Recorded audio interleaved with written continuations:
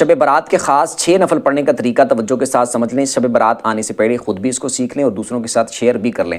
15 शाबान की रात, शब बारात की जो रात होगी, जो वो रात जब स्टार्ट होगी तो उस रात आपने मगरिब के बाद 6 नफल पढ़ने हैं, 2-2 करके।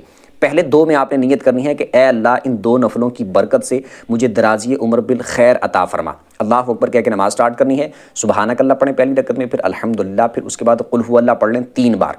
रुकू सजदे करके 1 रकत, उसके बाद दूसरी रकत में आप अल्हम्दुलिल्लाह पढ़ें, उसके बाद फिर 3 बार कुल हु अल्लाह पढ़ लें। रुकू सजदे करके अत्तहियात पे बैठ जाएं, अत्तहियात पढ़ के, दुरूद पढ़ के, दुआ पढ़ के, सलाम फिर के 2 नफल पूरे करें और उसके बाद फिर आपने 21 बार कुल हु अल्लाह पढ़नी है या फिर 1 दफ़ा सूरह यासीन पढ़ लें। उसके बाद फिर आपने 2 रकतों के लिए खड़े होना है। उसमें आपने नियत ये करनी है कि ए अल्लाह, इन 2 नफलों की बरकत से मेरी बलाओं से हिफाजत फरमा। उसके बाद आपने उसी तरह सेम जिस तरह पहले मैंने बताया 2 नफल पढ़ने हैं, सेम उसी तरीके के मुताबिक। फिर ये 2 पढ़ने के बाद आपने फिर 21 दफ़ा कुल हु अल्लाह पढ़ लेनी है या फिर 1 दफ़ा सूरह यासीन पढ़ लेनी। उसके बाद फिर आपने 2 और पढ़ने के लिए खड़े होना है।